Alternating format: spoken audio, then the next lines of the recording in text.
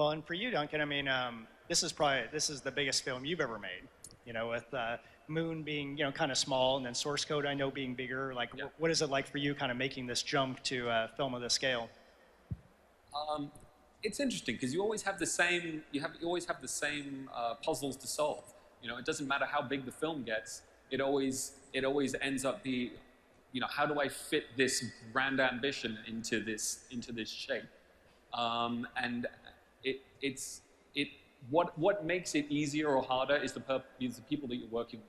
And again, we've been incredibly fortunate, and I think smart in the people that we've surrounded ourselves with, and also being able to work so closely with you guys, because I think working in parallel like this, it keeps us honest to what it is we're trying to make, and it makes sure that we're always going to go for broke and make sure that we make this a film that reflects that world. We can't detour too far, because then we're not addressing what the goal of the film.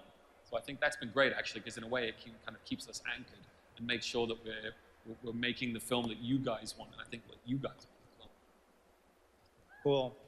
So I think we've asked most of the questions that we had up here for the panel, and we're going to ask some questions out to let you guys ask a few questions of the audience. But I kind of need your guys' help a little bit, because I've been kind of arguing with these guys backstage and trying to get them to talk a little bit more about what's coming out, what's going to be in the film. Do you guys want to hear any more actual details about what's going to be in the movie? So it's 2 years away. It's 2 years. I know, but you're up on Twitter all the time, so I figure you got to be able to reveal some stuff. And you did something special for Comic-Con, and I think BlizzCon is more important than Comic-Con.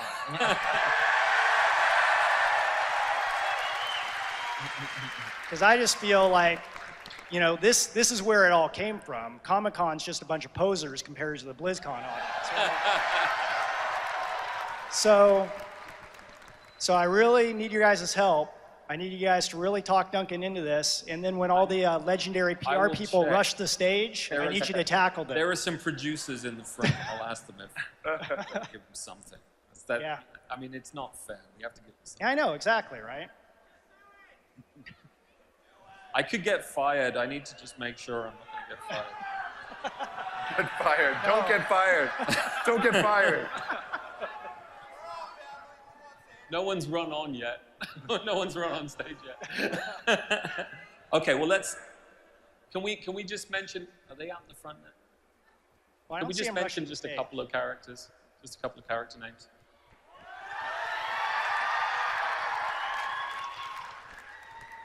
All right, so we've been, obviously we sort of talked our way around it, trying to not mention any names, but it is Orcs versus Humans, obviously, and for us, I think the story that was most important to tell was an origin story of that first contact. So for us, for me, and I think you guys agreed, the story to tell was between Lothar and Durotan. That was the story to get into. And I would imagine most of you know your lore and can kind of know where this is going. But it's, I think if I stick with that, those are the two guys. I would say that again, talking about the amazing input that, and working with Blizzard, some of the stuff that Wei did for Durotan, some of the artwork is just mind-blowingly good. And it's been hard to find an actor who looks like Durotan. Every time I meet someone, I grab their face and I just kind of squish it around a little bit. Yeah, I can kind of see you. Yeah, quite often you get a concept design and then you want to work the actor into that. Wei's artwork is so great. Yeah, we're going to make it the other way around. Makes you want to think the other way around. So thank you for outing that to everybody. I think everyone really appreciates that. And hopefully everyone can be on the internet pleading that Duncan does not get fired. It'd be nice if we could keep him on the film. But maybe, Chris, do you want to talk a little about Durotan and Lothar and kind of their back lore for maybe the people that don't know much about them? But now I'm worried about getting fired. So it's, how do you do that without saying too much? I would say without saying too much, I would say for you guys who are dialed in with the lore, you might immediately go like, huh? Wait a minute, did Lothar ever meet Durotan? Because we haven't actually covered that in the deep lore. But the shape of the vision that Duncan's been playing with is just, yeah, these guys were tailor-made for each other. And they both represent ideals that are the highest ideals for each of these races.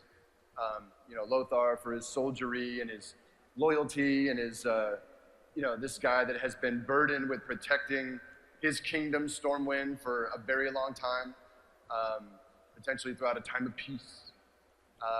And you have Durotan, who classically, while we technically in the RTS games back in the day didn't really see him, he's a character that was introduced a little later, but Durotan as well really represents kind of the highest ideals of the orcs when they are not crazy. You know, that family and clan, you know, are the highest ideals. This is a guy that believes in his people, that believes in their future, and is ultimately horrified by the idea of them getting into some dark, cursed areas. And ultimately, again, without totally spilling the beans or whatever, both of these men are going to find themselves at this crux point of history, really, and they will be put to the test. I mean, both of them are protectors. You know, both of them are protectors of their peoples. And I think in an impending war, a situation that you just know is coming and you can't seem to find a way out of it, I think both of them want to do the right thing for the people that they're responsible for. Well, and I think one of the exciting things about exploring the storyline that we are is that the early games really weren't a great mechanism for telling these stories. So it really allows the movie a lot of flexibility to kind of do the, like you like to always say, the ultimate version of Warcraft history. Totally. I always go back to, you know, as we're talking about all these ideas, like the Ultimate Spider-Man thing. I don't know if you guys know about the Ultimate line, but it was an opportunity in the comics world for kind of retelling classic stories and really keeping all the details and all the vibe, but just kind of tightening the bolts after years and years worth of fictional development. So kind of working with these two characters and the vector of this story allowed us to kind of really tighten a lot of bolts and tell this thing just in a much tighter way than we had been able to before, you know, through the game series. So it's been an incredibly rewarding process of relooking at these ideas. Can you guys hear me? Is this thing cutting in and out? Yeah, it's all good? I'll just speak louder then. So, you know, as Duncan was saying earlier, I mean, especially through the character of Durotan, I mean, it's really embodying the nobility and the power and just the huge-heartedness of orcs that are not corrupt. Was really, really a fun thing to see kind of come into play. And boy, I'm struggling to not say anything that would be incriminating. Well, the other thing I think is really interesting when you look at kind of the history of where Warcraft started was those games actually told parallel stories. Oh, yeah. You know, so... The series, yeah, especially the RTS series, had always been very binary, right? You play the human campaign, you play the orc campaign. And in those early games, they were kind of contiguous, right? So we had to decide, as we started Warcraft 2, who won Warcraft 1, right? Well, you know, the orcs kind of got the better of them that time. And we had to kind of fudge the continuity as it went because they were really built to be one or the other. So kind of looking at this structure, you know, for this film has been really fun. I mean, obviously someone's got to win, someone's got to lose. But in a weird way, it's kind of like, I don't know, everybody loses at least a little bit, right? It's kind of period. Well, I mean, I think it's a hell of a thing, really, that we're getting the chance to make the movie this way, because it's for any film, any franchise, I think to tell a story where you're really honestly telling it from both sides, especially a war film, it's unusual. And I think the fact that we've been kind of given the opportunity to do that really on a storytelling level is breaking a few barriers in certainly for these kind of for a big film like this. I don't think you're going to see many films that have this kind of structure. Well, and especially when you're telling it from a side, you know, from what I think a lot of non-geeky moviegoers will view as the monster side. Yeah. Right. I think everyone here understands that it's, that is not who the orcs are. Absolutely. But it's going to be really unique to try to, I don't want to say humanize them, but to really make kind of that broad, empathize with them with a more broad audience. All right, so I'm going to let you guys ask a few questions. Understand that we're probably not going to be able to reveal any more than we've already dragged out of Duncan, but if you guys have questions for anyone on the panel or want to hear more about kind of their history or how to make movies or anything like that, we're going to go ahead and take some questions. All right, Duncan, first of all, over here. Canucks are going down. I was originally going to ask about what camera you were thinking of shooting this in, but after that revelation, I'm going to ask for a request. Can you blink once for yes, two for no, if the movie is going to tie in with the ending of Warlords of Draenor? I cannot tell you any more than what I've said. But what I will say is that I also cannot tell you where we're going to be shooting the movie, which may be fairly obvious. Well played.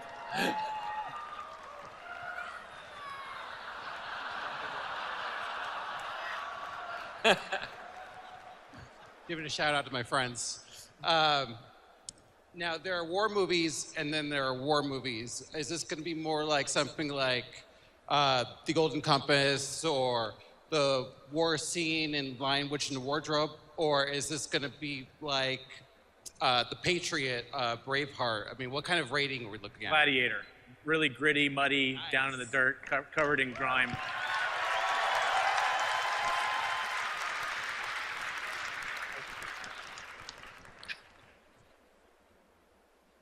Hello.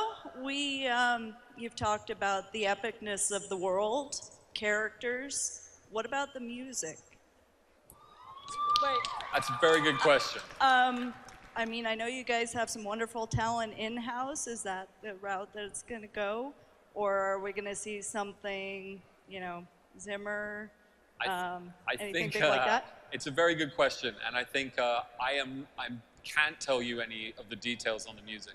But what I can tell you, I think, is as true to the spirit of the world and the characters, I think it's as important that the music also has a presence, because the music is, for the game itself, it envelops you and it's what brings you into the game world, and the music of the film has to be as true to the game as the environment is.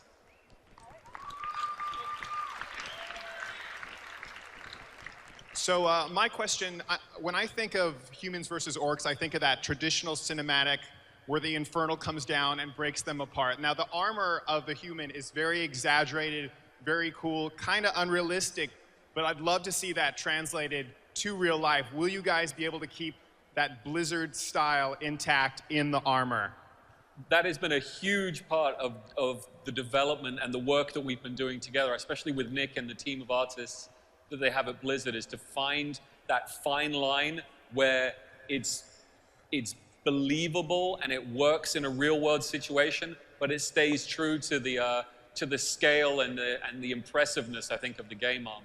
Yeah. These swords that are being built are the biggest swords that a human can wield, I'll tell you that. It won't disappoint.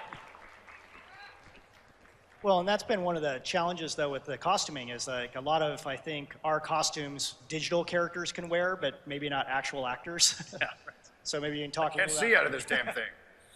You run into little things. There's no scabbards anywhere in World of Warcraft. So when we figure out where a sword's going to go, they don't just hit the Z key and it pops in their hand. So, we have to work out those kind of things. Blizzard has been really amazing in releasing collector art books and even in bookstores, cinematic art books. Are there any plans for an art book for this movie? I don't know if there are. There are certainly not plans at this stage, but what I would say is that we are documenting the process as we go along. And the concept artwork that's being made for the film, obviously you've seen 4 pieces, but that's 4 of 4,000. I mean, there's so much artwork behind the scenes that's being generated. I would love to see something at some point come out. I know my beautiful wife is doing a behind-the-scenes photography of all of the construction and of all of the department's work. So I don't know what we'll end up doing, but we've certainly got the assets for it. So hopefully at some point in the future, you know, I would love for that stuff to get released. Hi, I'm Netherwind from the Alderman server. Audacity is our guild. My question is about the cast. Since you're going to start filming in January, do you have any cast worked out? Yep.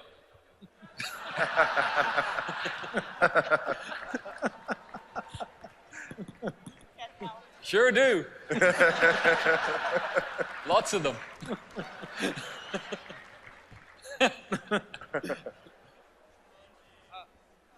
Hi, Warspark, Horde, yeah.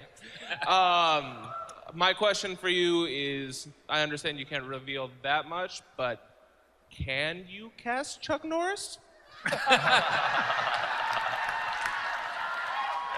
I think the question is, can I not cast Chuck Norris?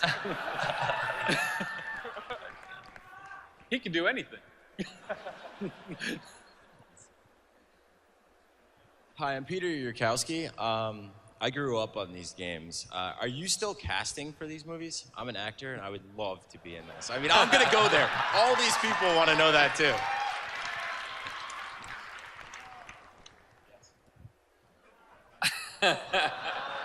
Let me see. I'm trying to think if I can give you some lines. You can try it right now, but oh, that would be giving away too much. I can't do that.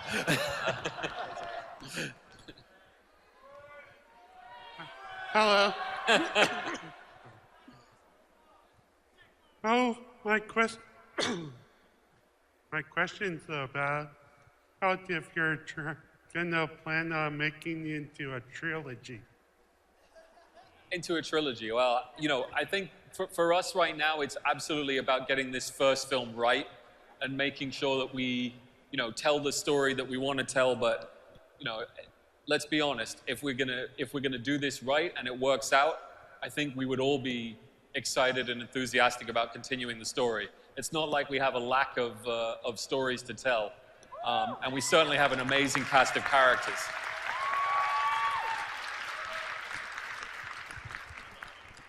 It seems to me that we could do a number of trilogies if we really put our minds to it. Yeah. On movie 7, we'll look back at the initial trilogy and say that. I was going to say, go see it a couple times. First of all, for the Alliance.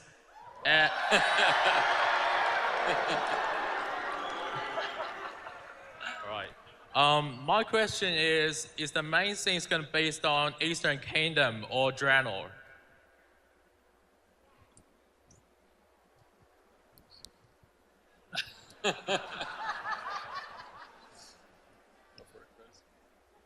I would say that the majority of the tale does take place in familiar locales located in what we know as the Eastern Kingdom.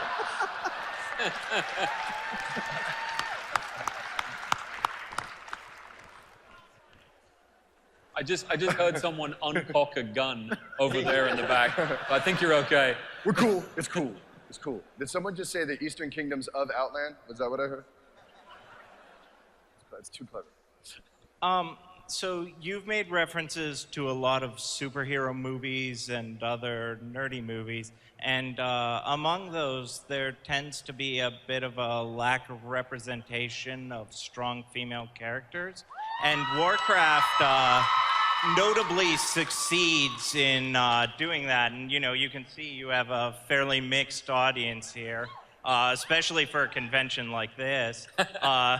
But I mean, are you planning to cast some of the heroic characters? I know Garona's around here, and Sylvanas, and Jaina, and Terinde. I mean, it just goes on. But so far, you know, everyone mentioned has been male, and yeah.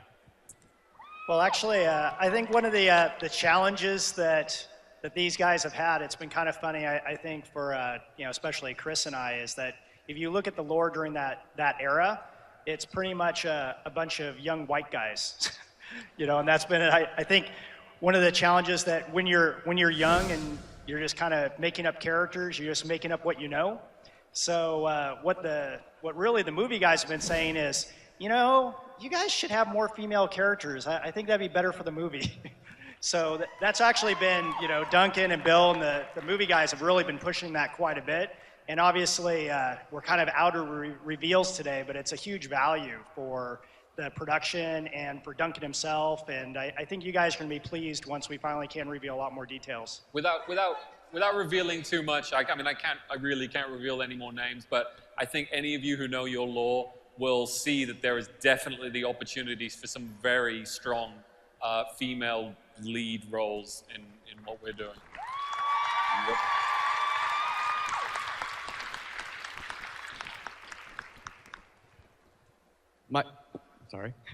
Michael Gonzalez, combat vet, Hyjal, and for the Horde.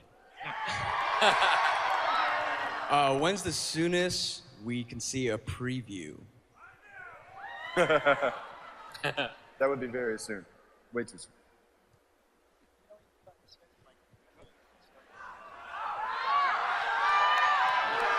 It will I would say come next year.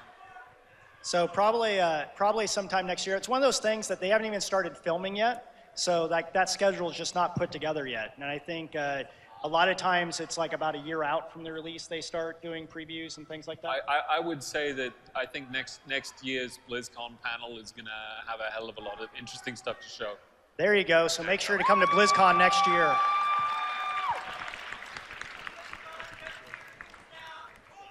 Okay. Hey, I'm Narmana of Ouroboros, and I was wondering why you decided to make a movie instead of possibly a TV series, since you have such a big story that's beautiful that you can put into a TV series.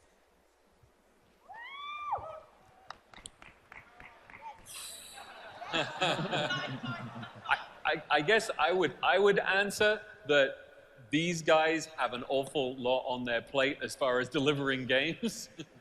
I would say unofficially, like nothing official at all. I'm just riffing here, but like I want one of those too.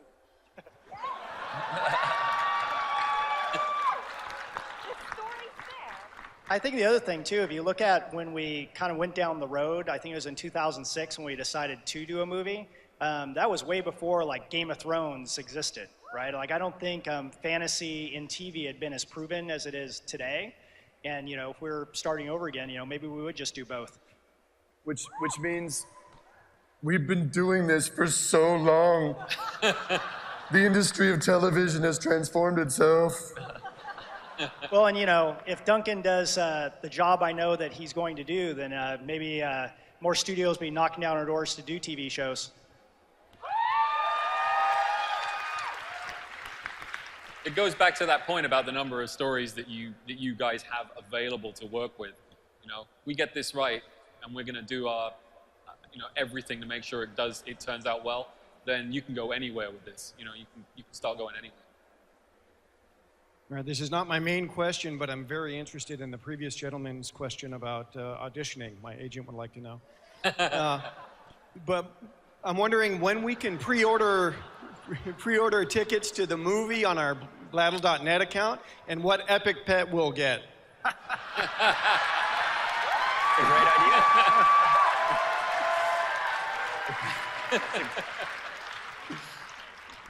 Wow, we haven't even got to the place to start thinking about ideas like that. I think I'm gonna have to make sure to write that one down and think about that once we get a little bit closer. Yeah, great idea. Yeah, you should be working in our marketing department.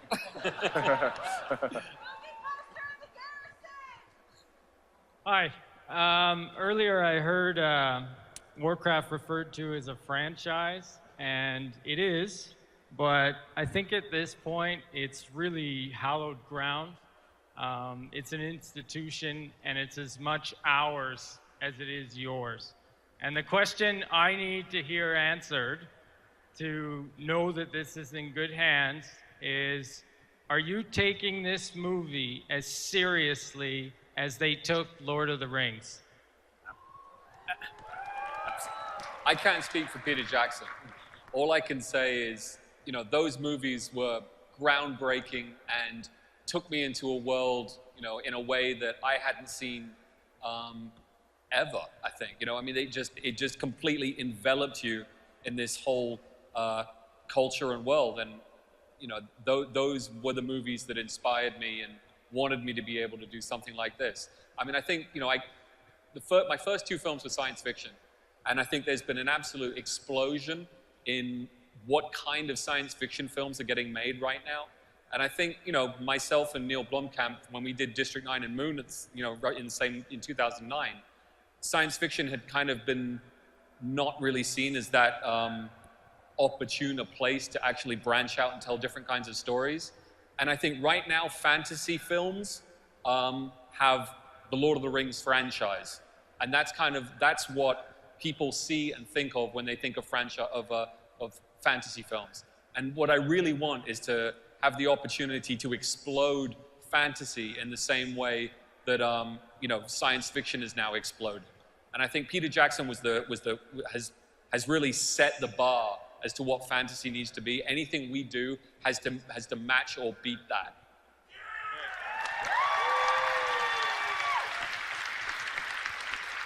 Hi.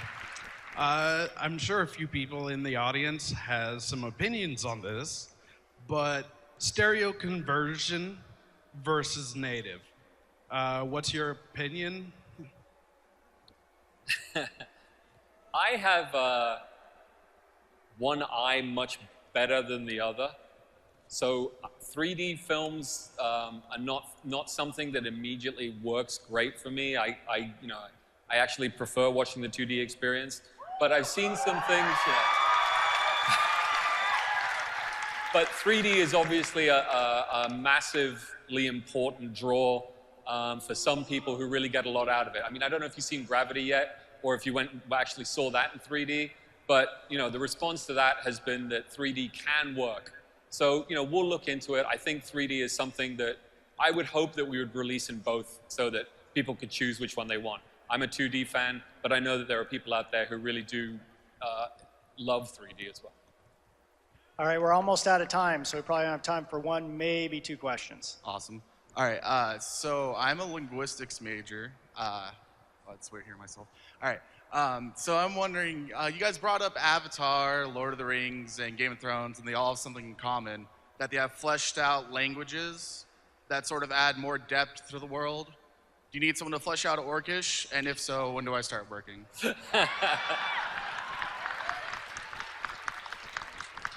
We do have someone who's fleshing out Orcish, I'm afraid. I'm sorry, the job is taken.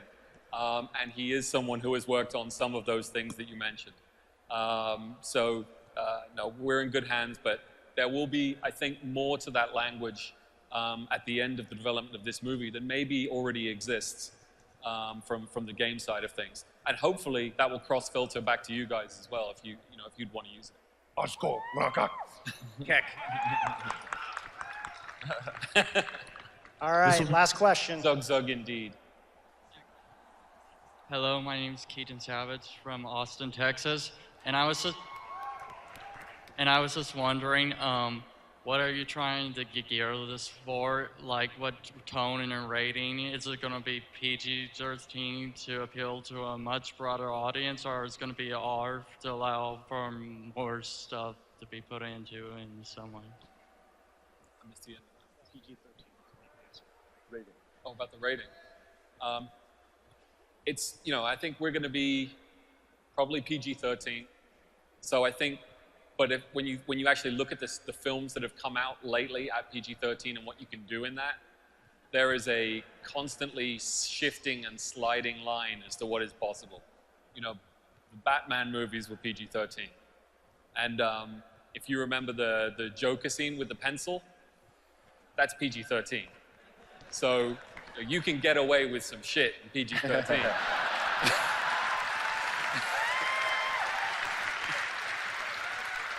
All right. I want to thank all you guys for coming out to the panel, and especially thanking so much that Duncan and Bill is here to share all the information about the movie. And please.